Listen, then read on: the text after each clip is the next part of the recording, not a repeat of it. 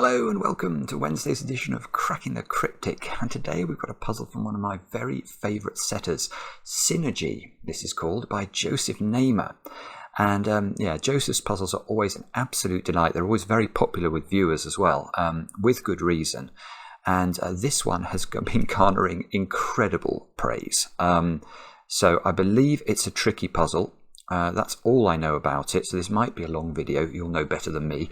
But yeah, I'm looking forward to trying this. A very unusual pattern in this grid to open up with. I'll read the rules in just a second. I have a few things to tell you first. It's been a very strange couple of days. I was on the ITV News at 10 last night. I've just, in fact, been doing an interview with Ruth Davidson, who used to lead the Scottish Conservatives for Times Radio here in the UK as well, which is strange and very interesting.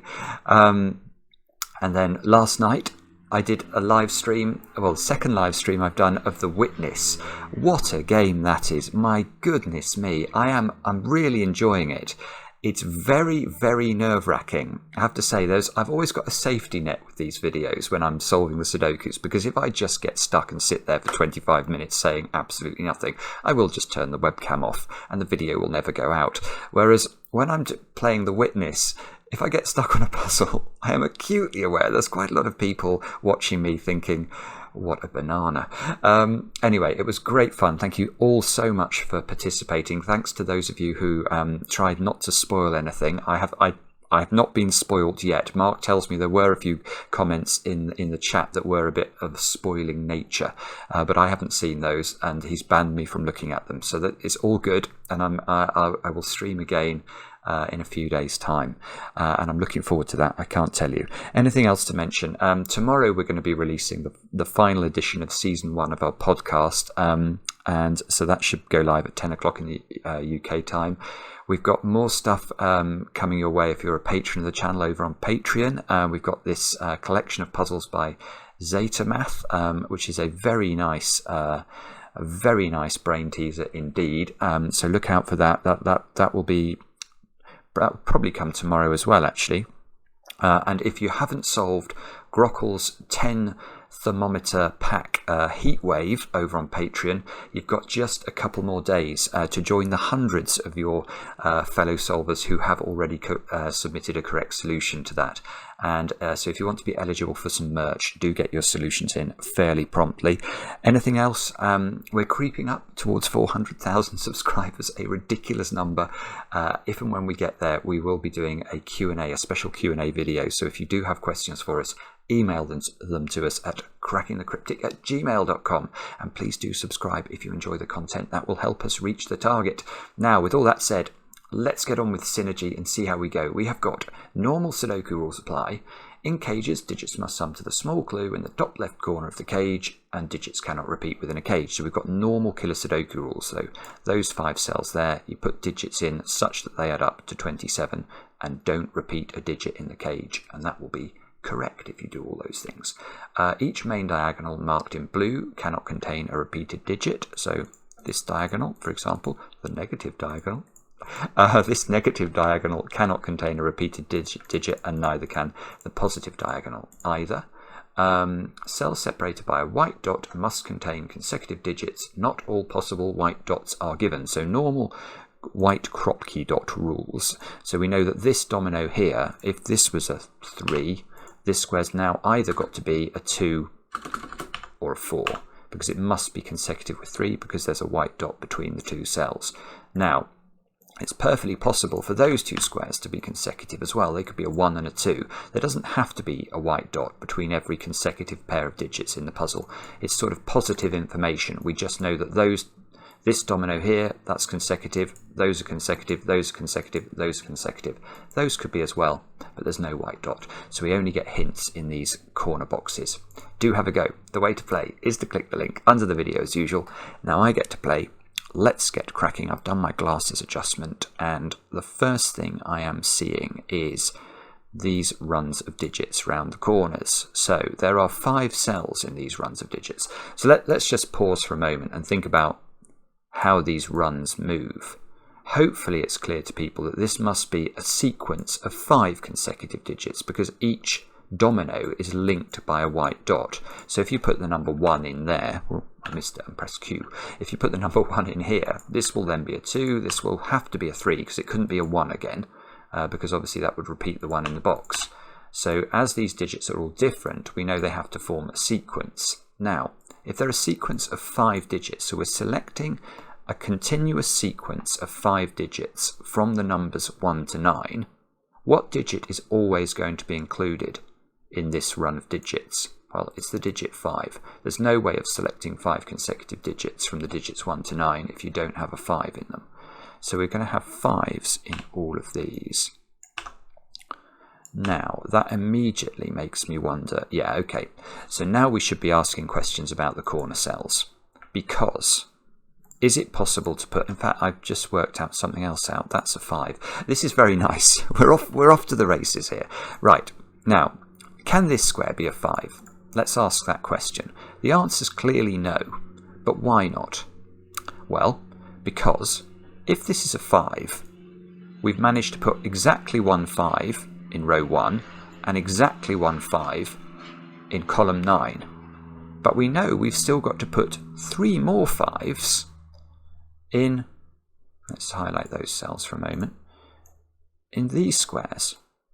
Because obviously if there's a 5 here, you can't put 5s here or here. So there's going to be 1 5 there, 1 5 there, and 1 5 there, but there's only 2 sides. So you're definitely going to have to repeat a 5 on one of those sides of the grid, and that will mean 2 5s on that side, and that will break the puzzle because the rules of Sudoku apply. So we're not going to be able to put 5, I don't think, in any corner cell. We can get rid of those. And now why do I think that puts a 5 in the middle? Well, let's have a look at this diagonal and ask where the 5 goes on it. Now, from this box, we know that none of those 3 squares is a 5, because the 5 is definitely in one of those 4 squares. So there's no 5 in these 3 squares. The same logic applies in box 9, so there's no 5 on those 3 squares. So the 5 on the negative diagonal is in one of these 3 squares, but we can just do that logic identically in boxes 3 and 7. We're going to not be able to put 5s in those 6 cells, so there's going to have to be a 5 in one of those 3 cells, and the only cell that meets both of those criteria, of course, is the middle cell. So we get a digit straight off the bat. Well, not straight off the bat, but it wasn't too bad to work out this digit, was it? Now, I have a bad feeling about this. I think, if you look at the disposition of 5s we're left with,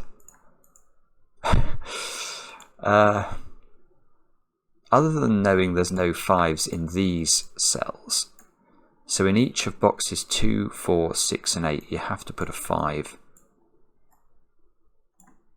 in a cage, and I suppose you can never put it in those squares. So this pattern here has to absorb the other 4 5s in the grid.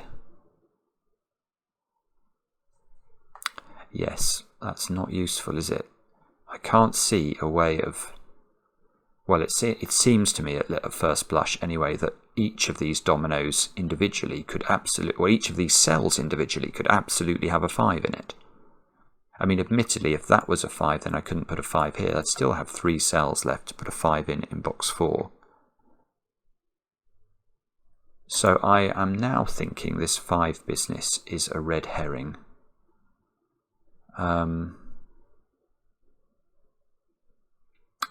So, what else have we got going on? Right, okay, maybe we've got some... I can see these cages are relatively low in value, so I'm now wondering about the secret. Okay, let's run through the secret. If you're new to the channel, and we are getting a few new viewers at the moment, let me explain. The secret of Sudoku, especially anything that involves killer Sudoku cages, is the number 45. Why is it the number 45? Well, let us think about what these purple cells contain in the finished solution to this puzzle. We've no idea, at least I have no idea anyway, what the disposition of the digits is within the purple cells. But we do know, because of the rules of Sudoku, that the purple cells will be the digits 1 to 9 once each. If you add up the digits 1 to 9 once each, you get 45, which is why it's the secret. So those two boxes of the Sudoku together add up to 45 times 2. They add up to 90. But here, look, we can actually isolate the value of some of these cells. Those cells add up to 16 and 15 is 31, 51. So this square is included in that count. So 51 minus the blue square plus x, which is the value of those squares, needs to equal 90, which suggests that these outlined blue squares have to be large. So if we make them as large as we can, if we put 7, 8 and 9 in both of them, that would be 2 lots of 24. That's 48. 99 minus this square, so that square's 9, and there's loads of degrees of freedom. You rotten thing.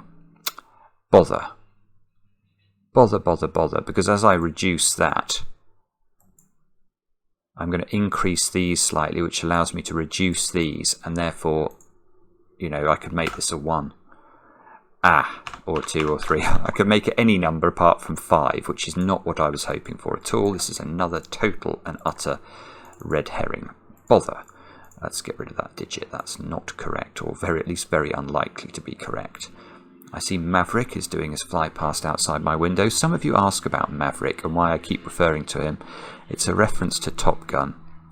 Maverick always used to buzz past the tower, the control tower, very irritatingly, just like the person flying that plane outside my window does every day. We've got something similar going on. Yeah, okay, look, these are high. Maybe we've got the secret going on in these two boxes instead. Let's check that. Let's check this. We'll make this orange this time for a change of luck. And there we've got 53, 73. So 73 minus that digit plus these squares is equal to 90. But that's not even putting any. That's actually less constrained. You know, if I put 1, 2, 3, 1, 2, 3 into those squares, that only gives me 12. Yeah, so I have to make them a bit bigger than that. Let me just double check. Is my logic good there? If I make that small, what was the number I got? 53, 73, 72. Now these have to be adding up to 18. I mean, there's no pressure on that at all. There is no pressure on that at all. Right, forget this. This is bobbins. Bother. Right, okay, so... Wow. Now I'm wondering if it's one of these set puzzles. We're getting a lot of these at the moment. That's not correct, is it? These were my examples for these boxes. The thing about set is that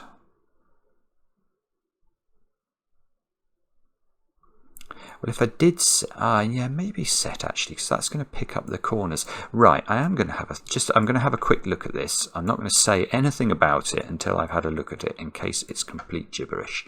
I will make those red, and I will highlight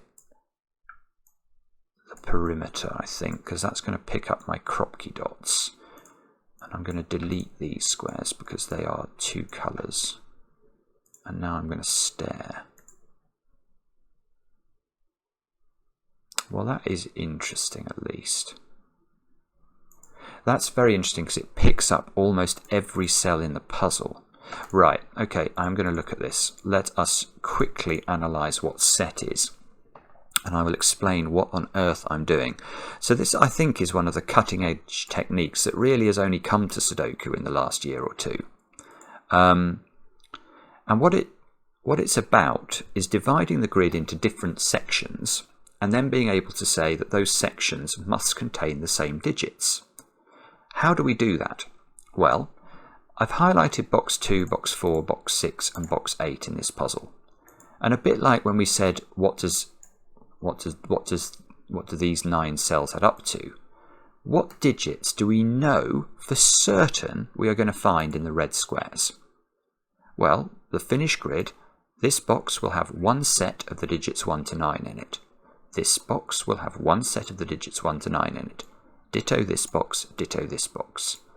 So, the 4 red squares altogether contain exactly 4 sets of the digits 1 to 9. So now what I do is I'm going to highlight a different set of cells in a different colour that also contain 4 sets of the digits 1 to 9, and then I can say that those 2 sets contain the same digit. And then I'm going to look for any cell that's in both of those sets and delete it from both of those sets, because I can still say that the 2 sets are then equivalent. So let me show you what I mean. So what I was trying to do was to pick up as much of the positive information I can see in the puzzle, which is why I've highlighted box 2, 4, 6 and 8. Obviously I've got all these cages in those. Now, if I highlight row 1, row 9, column 1 and column 9, let's do that. Actually, I've probably picked the wrong colours to do this. I'll just do it in blue for the moment. Then the blue cells are almost equal to 4 sets of the digits 1 to 9. There is a slight rinky-dink here. Obviously, that is one set of the digits 1 to 9.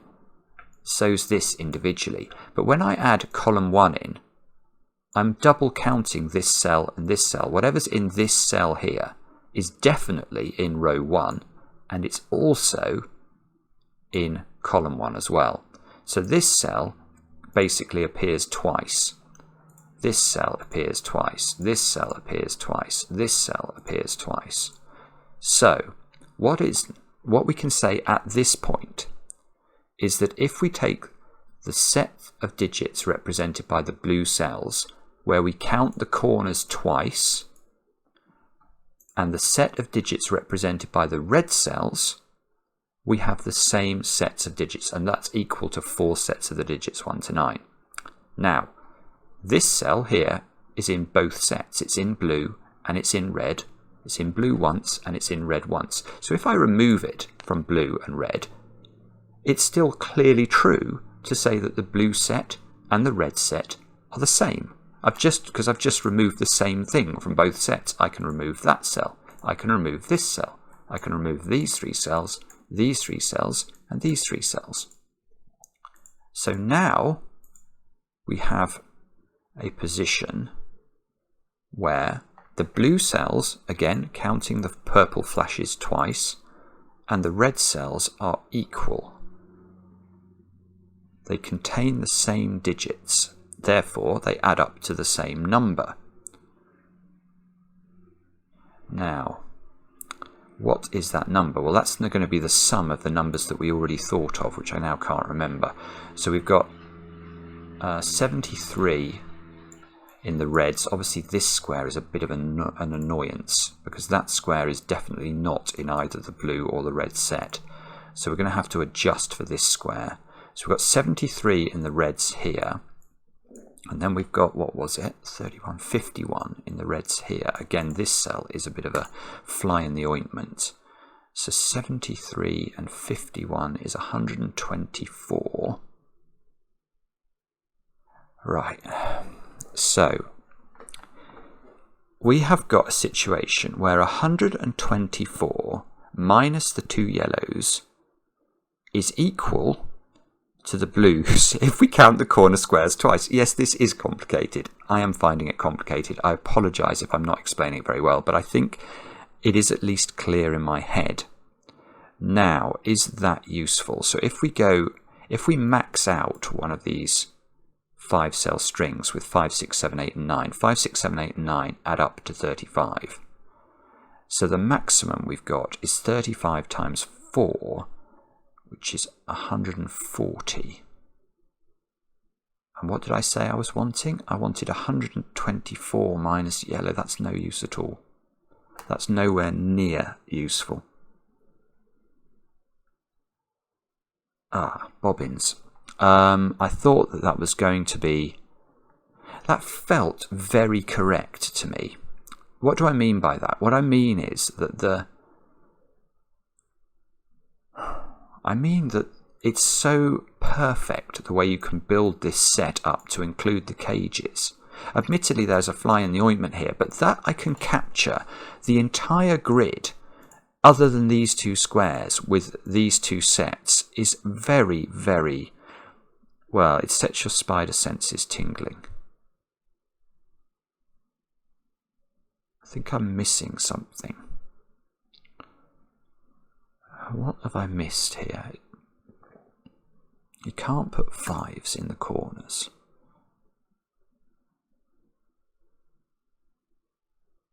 Oh, that's it. That's it. You are... Oh, my goodness me. I've just realised something. I think... I think I've been a Wally. I think I've been a Wally here. I'm so sorry if you agree with me. But I've just realised something I should have realised much more quickly. Let me explain what I have just realised. Well, this digit here, whatever that digit is, let's make it a 6. Could that 6 go in any of these cells here? The answer is no, because of the diagonal constraint. So this 6 sees that square and that square and that square. And therefore, we know that the central squares of these runs of digits in the Kropke cells are all different digits. And what you can't ever put in the middle of a run of 5, remember these are sequences. Let's try and put a 2 there. What's going to happen if I do that? Well, which way should we go? Let's go up from here. So we go 2, 3, 4. That's fine. It looks like it's working. It's not going to work. That's going to have to be a 1, and this is going to have to be a 0, and that won't work. So there are some digits we can never put in the corners, and the digits we can never put in the corners are 1, 2, 8, and 9, and it turns out 5. So this is so clever. All right, yeah, okay. It's so clever, and I was a bit outfoxed by it, but I have got my fox back, and now we should be able to work out these squares, I think, because now I know the exact composition of the white Kropke dots. Because, of course, if this is 3, I don't know what the order is, but it's definitely surrounded on one side by 1 and 2, on the other side by 4, 5. It's either going to be 1, 2, 4, 5 like that, or it's going to be 1, 2, 4, 4, 5 like that. So, yes, okay. So the way to add this up quickly, I think, is to appreciate that these are all mod 5, aren't they? So let's think about that just for a second. Probably another red herring, but let's make this 4. We could represent this algebraically as 4. Let's say this square goes down. This would be 4 minus 1. This would be 4 minus 2. And this would be 4 plus 1, and this would be 4 plus 2. So you can see the average for this set of digits is 4. In other words, this set of digits adds up to 5 lots of 4, or 20. Now, that means, in fact, we could average it again. The average of 3, 4, 6, and 7, so there's 4 digits there. If you add them up and divide by 4, you're going to get 5. So in fact, these digits together add up to 4 lots of 5 times 5, which is 25 times 4, which is 100. But we have to add in, remember we've got to count the corner squares twice, so that's another 20, so we get 120. The blue squares add up to 120. And the red squares added up to 124 minus the yellows. So the yellows add up to 4, and I know what they are. They're a 1-3 pair. That is hard won. That is hard won, but magic. That is absolute magic. Good. I mean, even if I got this straight away, to be honest, if I got that straight away, if I knew that they were adding up to 120 straight away, which I could have got if I'd had the insight, I'd still have had to find a way to relate that. Yeah, I think I might still have needed to think about set. So maybe I've just done it in a strange order. I'm not sure. But anyway, look, we've now got a 1-3 pair here, and we can remove 3 from those cells. Okay. What do we do now? Answer, I have not got a Scooby-Doo.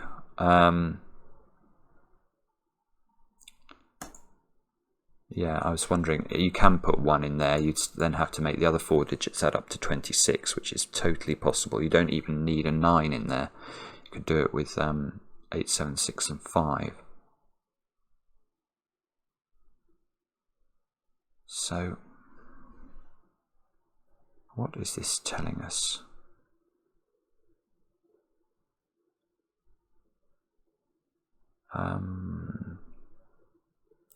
I definitely know there's a 3 in one of these squares.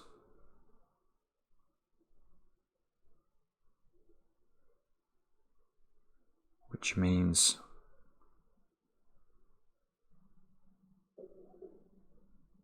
well, it means one of these strings is 1, 2, 3, 4, 5. But not only do I not know, or I don't think I know, which string is 1, 2, 3, 4, 5, I don't even know the order of it.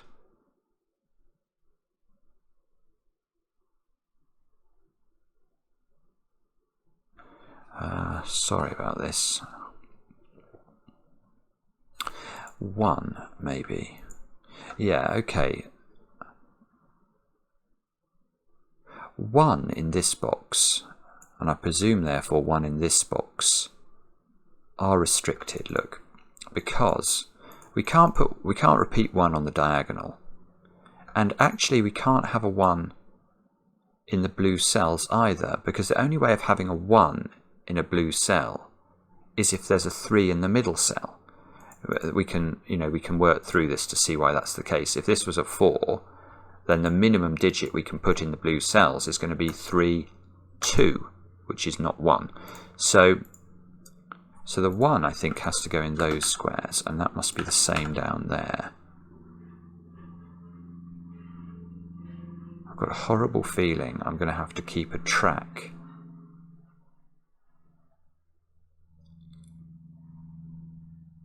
Yeah, what I'm thinking is that we can, if we now consider the set of digits in blue, we know what they are, and the extreme digits are very restricted because there can only actually be 1 1 in the entire collection of blue cells,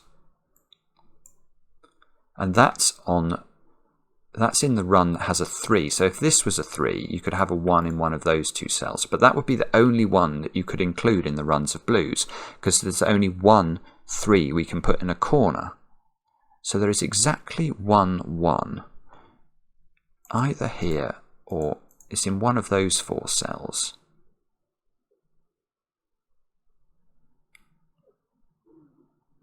So that means that the other, I'm now wondering whether actually we've got to look at the sort of the gaps, if you like, because those gaps there that I've just outlined in blue, maybe I should have changed the blue I've got round. Yeah, maybe I should change those colours. I'm not sure, but anyway, these runs of 3 cells here have to contain 3 1s, and that's because, of course, in the perimeter we know that because we can't put a 1 in a corner cell, there's going to have to be 4 1s in the perimeter, and we know the blue squares in the perimeter can only consume 1 of those 1s.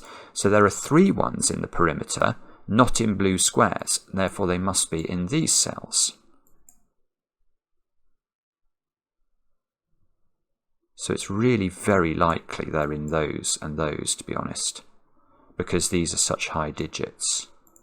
So maybe that's what I've got to do. Maybe I've got to prove where the 1s go. So I'm now going to look at this again. So here, what did we have? We had 73 minus this square. So the red squares in the top of the grid and the top and the right, north and the east of the grid, add up to either 70 or 72, which means that these cells here, let's highlight those in green, those green cells either add up to 20 or they add up to 18. That doesn't actually mean that I have to put a 1 in them. Oh dear. Maybe I've got to try the 9 instead then.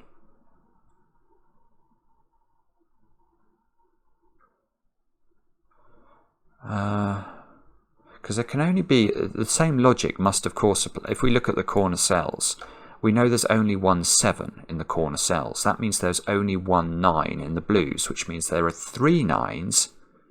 I'm going to highlight all of these squares in green. There are 3 9s in green.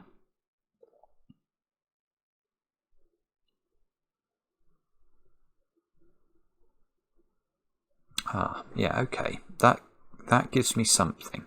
So let's come back to the north and the east versions of the reds, which we know add up to either 70 or 72, which means the greens up here add up to either 20 or 18. So what would happen if we put 2 9s in those 6 cells?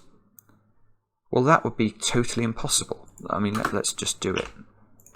Now we've got a situation where these 4 cells here have to either add up to 0, clearly impossible, or to 2, because remember, together these are adding up to either 18 or 20. So if we put 2 9s in, the rest of it has to consume the balance, which is either 0 or 2. It's clearly just nonsense. Now that means that there must be a 9, because there are 3 9s in green, and I can only put 1 9 in those 6 cells. There's definitely a 9 in there, there's definitely a 9 in there.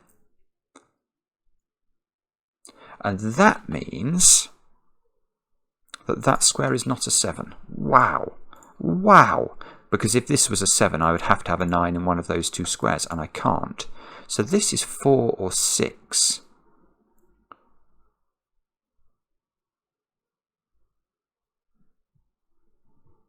But if that's a 7, the 9 could escape here.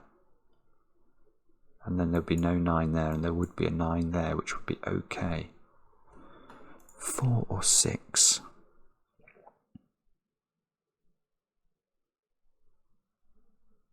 Maybe I'll try the same with 8s. Problem with 8s, I don't have to put as many 8s in green, do I? That's the problem with 8s. Because, let's just think about this. We know that there's one of these corners is a 6. Well, that's going to have a 7, 8 limb, so that's going to have an 8 on it. And one of them is a 7, which will have an 8 as its next digit in one direction. So there are exactly 2 8s in blue. So there are exactly 2 8s in green.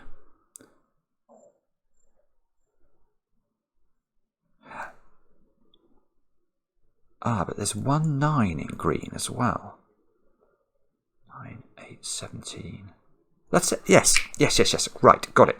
Right, let us think about 9s and 8s together in north and east green, because we know we worked out that we had to put 2 9s in these strings. That means there is exactly 1 9 in these 6 cells. Let's put it here. I don't know where it goes. Let's just put it here for the sake of exposition. Now we have a situation where the remaining 5 cells have to add up. So remember what we were looking for here. It was either 70 or 72 for these reds. As Maverick goes past and makes me lose my concentration again. So 70 or 72. So to get up to 90, which is 2 boxes, we need either 20 or 18. And we've got a 9 definitely in the sum. So the maximum leeway we'll get is if we're heading up to 20, which means we can make these squares add up to 11 as a maximum. Now, what would happen if one of these squares was an 8? Then the other squares would have to add up to 3, that's impossible. I mean, it's obviously impossible. So you can't put, given there's a 9 in one of these 6 cells, and there is, you can't accompany it with an 8. anywhere. That means there's the 2 8s in green are in these squares, and that's going to give me another digit. Because if the 8s are down here, now I can look at this square, and suddenly this square now cannot be a 6, because it would have to have an 8 either here or here, and neither is now possible. So this square is a 4. That is, I mean, it's absolutely brilliant, but absolutely barbarically difficult. There, I've said it. And the other thing is, it is fascinating. So now what do we do? Now I've learnt... No, I was about to say, do I know something about 4 in this box? But if that's a 6, 4 could go into one of those wings, so I don't know that I have. I think I can pencil mark these cells now. So 4 is going to be surrounded by 3 and 5. And then depending on which direction it goes, it's going to go 2 or 6 into those wing shapes.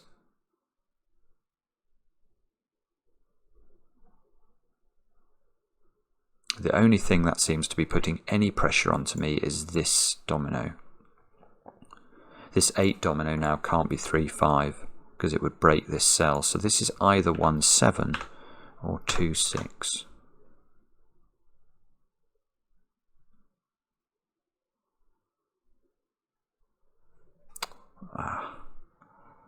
Okay. I realise I've got a bit silent here. I'm a bit stuck again. So, depending on what this is, there's going to be an 8 or a... It's so difficult because you don't know which way round they go. So these, you know, not only do we have the option of 6 or 7 here, but you have the option of the result of that being the 8 or the 9 could be in either of those positions, and you don't know which one is true. Ah, yeah, okay, but 3 is restricted, isn't it? 3 in this box is restricted now. Because now this can only be 6 or 7. You can never get a 3 on the blue. Yeah, that's nice. So I've now got a 1, 3 pair. The only place 3 can go is on the same cells that 1 can go. So I've got a 1, 3 pair in box 3. Oh, yeah, this is so clever. I cannot tell you. Now I can use my 4 because there's now a 4 in blue in box 3. And if there's a 4 in blue, can this be a 7? No, because if that's a 7, we would know that this was a string of digits 5, 6, 7, 8, 9 in some order. Well, that didn't include a 4. So if this was 7, you couldn't put a 4 in the box. So that's not 7, that's 6. And now you can put a 4 in the box in one of those 2 squares. This is just ridiculous. Now we can go 6's come out of there. These 2 squares now are 5, 7. Those 2 squares are 8 and 4. These 2 squares are 2 and 9 to complete the box. Now this diagonal's probably got interesting. I've not put 7 and 8 onto it. There's 7s and 8s. That isn't fixing that, I don't think. Those 2 squares are 1 and 9.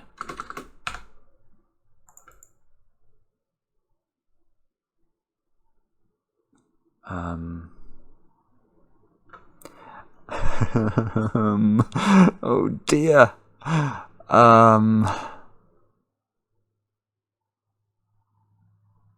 Okay. I feel like that's a massive breakthrough, but I'm not actually sure what it's done for me. Ah, yeah, no, okay. Yes, I do see something it's done. Both of these blues are more restricted than they used to be, aren't they?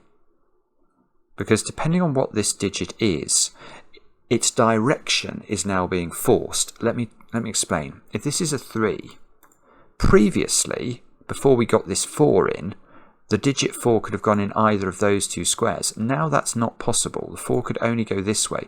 So if this is 3, this is an ascending run round here. So this is 1, this is 2, this is 4, and this is 5. Now if on the other hand that's 7, now we can't put a 6 here. So it must be, oh, I see, so it's ascending that way. So that's 5, oh, bother, sorry. That's 5, that's 6, that's 7, that's 8, that's 9. So there's actually less latitude than there used to be. Now,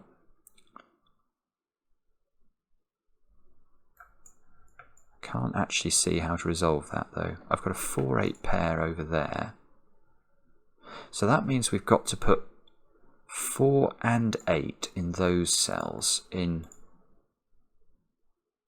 box box 2.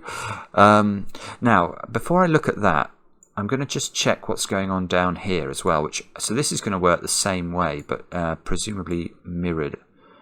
If this is 3, you have to put the 4 here. So this is the 4 or the 8. And this is going to be the 5 or the 9, which is the same as this square. So this is the 2 or the 6. This is the 1 or the 5. We'll get rid of the corner marks pencil. We've now got a 4-8 pair here as well. So we've now got 4s and 8s into those cells.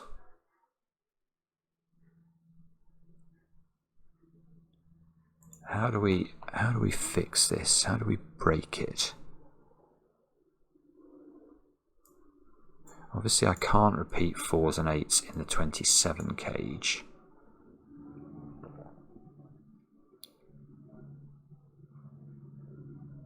Ah, done it. Right. This is exactly what we needed to focus on. Exactly. Look at this square. Can that be a 4? The answer is no, for a rather gorgeous reason. Let me show you. If this is 4, we know that this is 4, because obviously there's going to have to be a 4 in one of those 3 squares now. So this square is going to be the 4 in box 1. Actually, let's do it slowly. This is a 4. Now, what is the consequence of that for this 26 cage? Well, the other 3 digits in the 26 cage would have to add up to 22. And there is only really one thing I know about 3 cells adding to 22 if you can't repeat a digit. And that is that one of those squares would be a 9. Now, we'd have 9s here and here, and 9s in those squares. So where are we going to put the 9 in row 1? And you might immediately say, it's possible to place a 9 here, but it's not, because now we've broken the white Kropki dot relationship. This 7's, ignore that 7, that's nothing to do with anything. If you put it doesn't matter well, if this is 4, this is going to be 3. But the point is, these are definitely not consecutive, and that does not work. So this is wrong. It's not right. And that means, let's get rid of the 9 pencil mark here. This just cannot be a 4. And if that can't be a 4, it's an 8. And I'm rather hoping that that is going to go through the grid like a dose of salts. Because it's going to determine, it determines everything. It determines everything. It does determine everything. Look, the order of all these Kropki dots is being determined. That's now a 2. This is a 3. This has got to be a 1. That's a 4, and that's a 5. And actually, that's giving me even more. That's giving me those digits, these digits. Yeah, it's still going. That's giving me those digits, those digits, those digits, and those digits. The 7 now rules itself out of the 8 cage. Oh, this is gorgeous. Now the 7 cage is determined. It can't be 2, 5. It can't be 1, 6. That's 3, 4. Which strangely is not resolved by anything vertically in boxes 1 and 7. But never mind. Right, what are those squares? We can now tell that they are 1, 8, and 9. Oh, the 3 here is looking at that square. So that's a 1 and that's a 3. So those are adding up to 26. What about those? We've got a 1, 2, 3 triple there. That's not 1. That's not 3. We've got a 1, 2, 9 triple there. That's not 1. And we've got something else down here, which I think is going to have to do some work, actually. Oh, 7s, 8s, and 9s. Maybe it's not. Yes, okay, but this 7 here can't be 1, 6, or 3, 4. So that's 2, 5, and the 5 here is useful. So that's a 5, and that's a 2. And that might It's placing 5 by Sudoku there, I've just noticed. But what I'm wondering is whether it's putting pressure on the 9 cage, because the 9 cage now cannot be 1-8, cannot be 2-7, cannot be 4-5. So it's 3-6, and we know the order. There we go. Now that's a 2, that's a 1, that's a 3.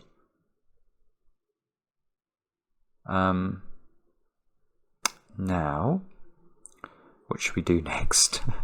We can rule 8 out of those cells. So 8 is in the 26 cage along with its friend the 5. So the other 2 cells are adding up to 13. So they're either 4-9 or 6-7, and they can't be 6-7, look, because of this 6-7. You couldn't put 6 and 7 in this square here. It's not a Schrodinger cell. So this is made up of 4, 8 and 9, and those squares therefore have got to be 6 and 7, and there's a 6 down here, so that gives us a little bit more progress. This 9 is nice, it gives us a little bit more progress. Rules itself out of there. Let's rule 7 out of here. And those 2 squares are a 1-2 pair now, which we can also do. Probably need to focus a bit on this diagonal at some point.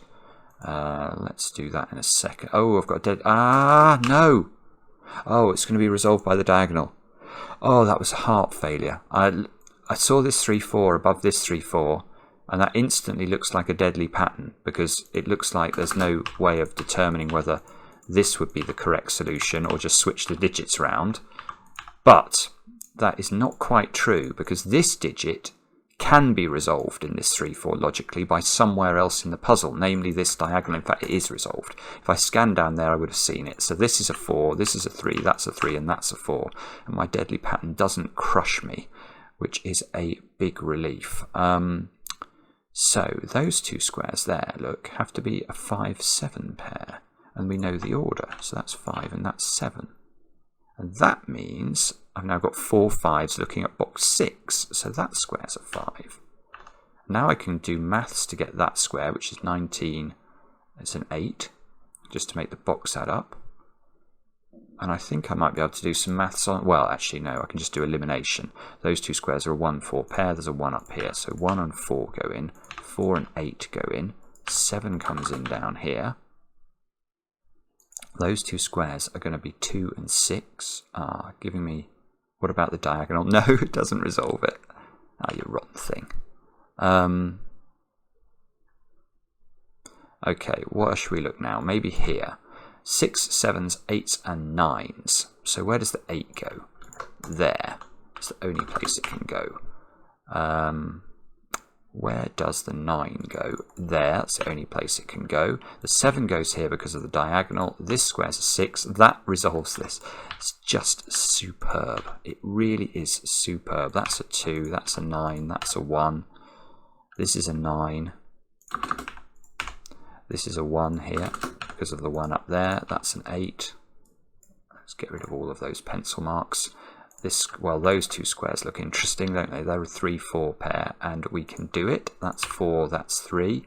In the central box, we just need 7s, 8s, and 9s, which must be resolved. That's a 7. Yeah, the 8 on the diagonal does it, doesn't it? That's lovely. Gets rid of another deadly pattern that could have arisen. This square's a 6, and these squares are going to be 4 and 7, and that looks like it's there. It looks good. Yeah.